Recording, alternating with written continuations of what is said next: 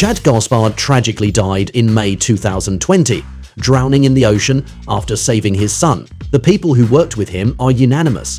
The former member of the popular Cryme Tyme team was an extraordinary individual. It is a pleasure to meet you on the Wrestling Paradise to celebrate this special human being by taking a look back at the most memorable moments of his career. Are you ready to be shocked when you learn what controversial scene he had in 2006 with the wrestler Lita? Are you wondering if he has won the team title in his career? Do you want to know more about his association with John Cena at the time of Cryme Tyme Cenation? Do you want to find out which specific moment required several takes because a legend was struggling to stay serious? And are you curious to learn some stories about the person he was backstage?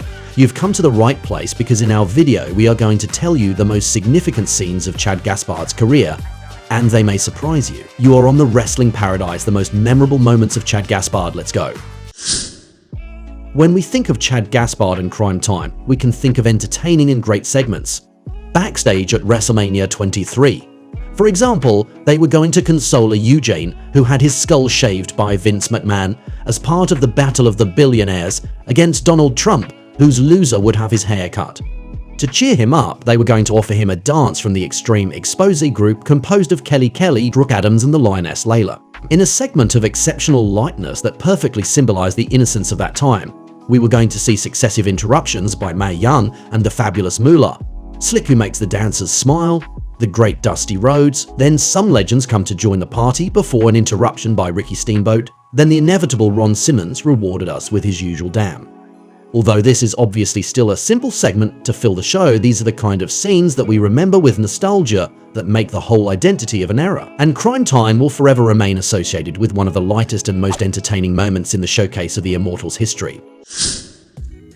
Shad Gaspard's most controversial moment is probably the one he had at Survivor Series 2006, a scene that some fans will see as a big disrespect. Others as a hilarious sequence that symbolizes a time when they still dared some things before totally switching to political correctness. That day, the women's champion Lita had her last match against Mickie James, against whom she would lose her title. So it was time for her to say goodbye, but since her character was heel, she obviously wasn't going to be entitled to a celebration, but rather to highlight baby faces, and in this case Cryme Tyme. While she criticized the fans by saying that she was sickened and that she was being disrespected, the two gangsters were going to interrupt her lamentations when they arrived in the arena. And Shad was holding a box full of things, and not just any things, Lita's. For her farewell, they were going to do something original that was consistent with their characters.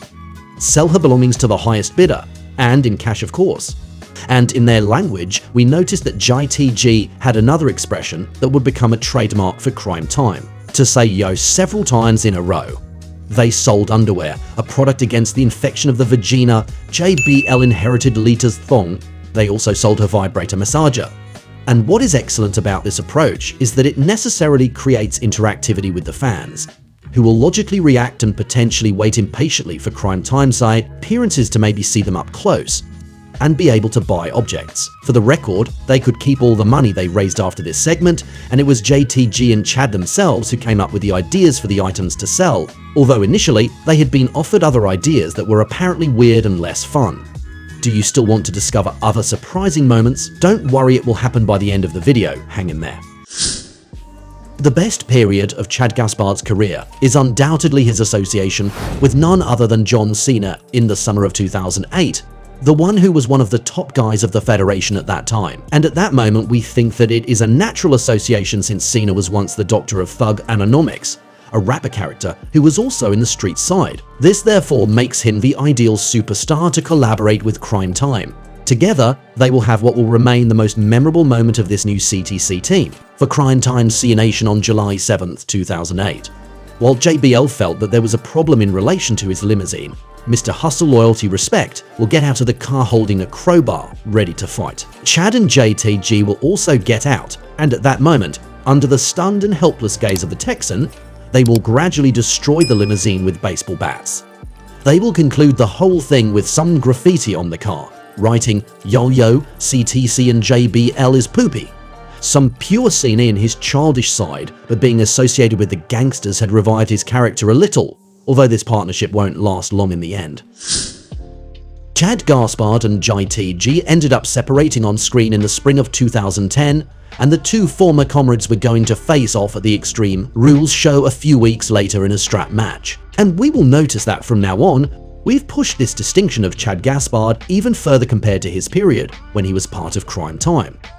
From now on, he had a new theme song that had a gangster rap instrumental vibe, and in terms of his look, he is now in trunks, which was new for him in the Federation. He also wears more classic wrestling boots, which is the complete opposite to his Timberland he used to wear. While JTG, for his part, seems to have kept more the presentation elements of the Cryme Tyme period, with the exception of his hair in this particular match, where the goal was to manage to touch the four corners of the ring while being attached to the opponent. Shad was trash talking. As Jerry Lawler said on commentary, it was a rather symbolic stipulation since both men felt like they had been slowed down by their old friend, like a ball they were dragging, and in this show they were literally connected to each other. It was impossible to progress in the match without having their colleague who hinders them by slowing them down. A real metaphor. In the end, despite powerful moments, Shad Gaspard lost this match against his friend, who had been more cunning than him, and who was taking revenge after getting beat up the previous weeks. Shad Gaspard had a rather funny scene with D-Generation X on November 13, 2006, for which they had to do a second take, because apparently one of the two DX members couldn't help but laughing. We saw Shawn Michaels and Triple H looking for a way to enter the arena, and you will notice in the background a big billboard for the Great Show Lost, which was booming at the time. They had the good idea of going to see Cryme Tyme, who were by chance around and who had tickets to sell to them to enter the arena. What was surreal in this scene is that Triple H didn't understand the language of the two Brooklyn wrestlers, but that Shawn Michaels, on the contrary, says that he speaks the jive. That designates the slang of Harlem, which was also a reference to the comedy Airplane, where an elderly lady also said that she spoke jive. Personally, I think it was absurd to see the Heartbreak Kid become like a street version of himself, and we can guess that they had a hard time staying in character. And of course, once they had collected the money, Cryme Tyme could start dancing by singing their song with their usual enthusiasm.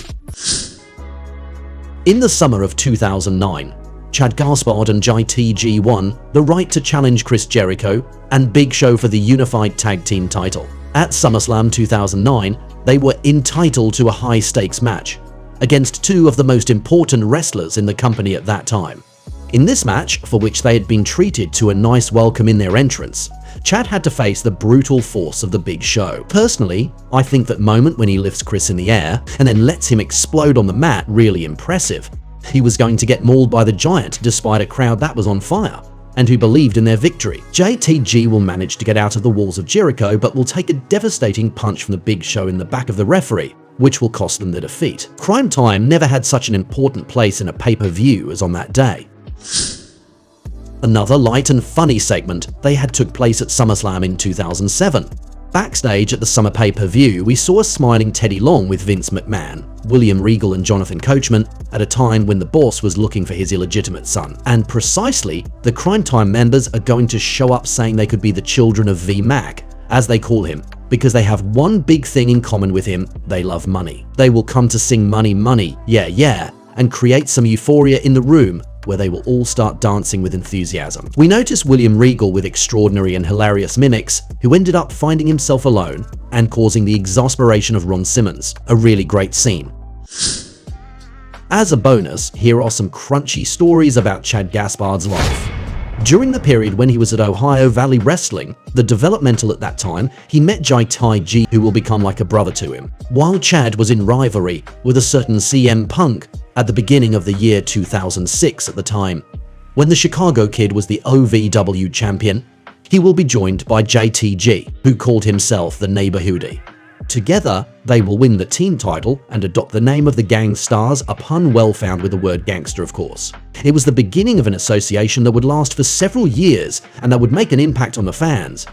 And yet, initially this partnership wasn't supposed to happen. Indeed, according to JTG, who is also 3 years younger than Shad Gaspard, this Gang Stars faction was an idea of the one who would later become Abraham Washington. The latter had the idea of a team of ghetto characters who would wear bulletproof vests, also with gold teeth. Washington had proposed this idea to JTG, who thought it was a big stereotype at first.